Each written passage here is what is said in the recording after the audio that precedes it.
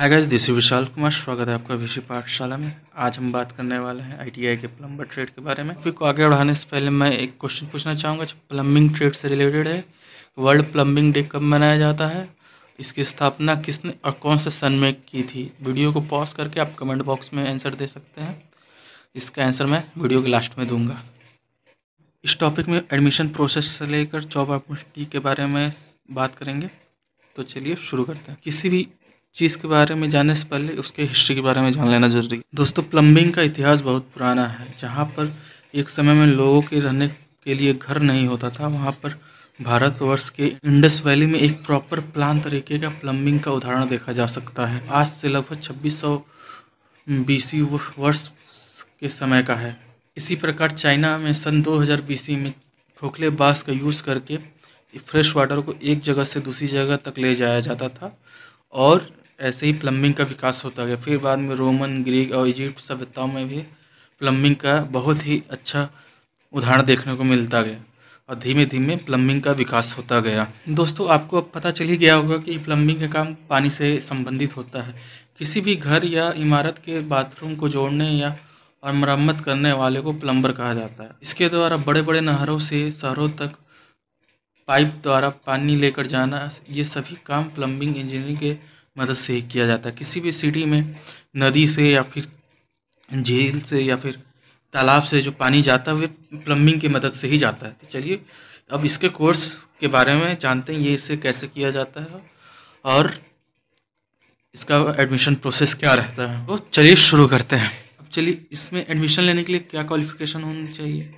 इसमें आपको एडमिशन लेने के लिए आपको कम से कम हाई स्कूल पास होना चाहिए। आपकी मिनिमम उम्र सीमा 15 साल और मैक्सिमम उम्र सीमा 44 साल होनी चाहिए। यदि आप किसी भी रिजर्व कैटेगरी से हैं तो आपको गवर्नमेंट के रूल के हिसाब से एज में रिलैक्सेशन भी मिल जाएगा। सब्जेक्ट, दोस्तों इसमें हर ट्रेड की तरह लगभग 5 सब्जेक्ट होते हैं। पहला प्लम्बर थ्योरी, दूसरा वर्कशॉप कैलकुलेशन, तीसरा इंजीनियरिंग ड्राइंग, ट्रेड प्रैक्टिकल, पांचवा इम्प्लीबिलिटी स्किल।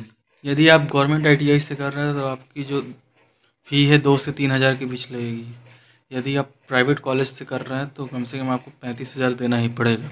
यदि आप आईटीआई करने के बाद अगर सक्षम है और पढ़ने में इंटरेस्ट है तो आप इसके बाद डिप्लोमा भी कर सकते हैं।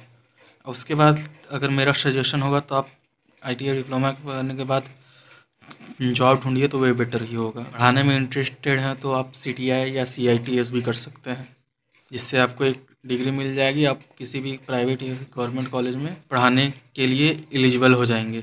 अब इस डिग्री को लेने के बाद आप अप्रेंटिस भी कर सकते हैं। अप्रेंटिस एक प्रकार की ट्रेनिंग होती है जिसको आप करके अपने स्किल को इन्हेंस कर सकते हैं और बाद में किसी भी कंपनी में अप्लाई कर सकते हैं एक्सपीरियंस के रूप में। इसमें आपको सैलरी तो नहीं मिलती, लेकिन सैलरी के रूप में एक स्टाइपेंड मिलता है जो लगभग 8,000 के करीब होता है। जॉब के बारे में बात कर लेते हैं। प्लम्बर ट्रेड से गवर्नमेंट जॉब थोड़ी कम निकलती है, लेकिन प्राइवेट जॉब में आपके जो चांसेस है वो बहुत ज़्यादा रहते हैं। प्लम्बर के लिए प्राइवेट जॉब में बहुत से ऑप्शन रहते हैं, जैसे pump operator, plumbing supervisor, pipe fitter, finery में आप काम कर सकते हैं। अगर फॉरेन कंट्री की बात करें तो आप दुबई में या फिर जितनी भी गल्फ़ कंट्री हैं उसमें जाकर आप काम कर सकते हैं और एक अच्छा पैसा कमा सकते हैं। तो वहाँ से आप अपने परिवार को रेमिटेंस भेजकर अपने परिवार का भी सहयोग करते हैं, अपने देश का भी सामर्थ्य बढ़ाते हैं। प्लम्बिंग ट्रेड से स्वरोजगार की बात कर लेते हैं।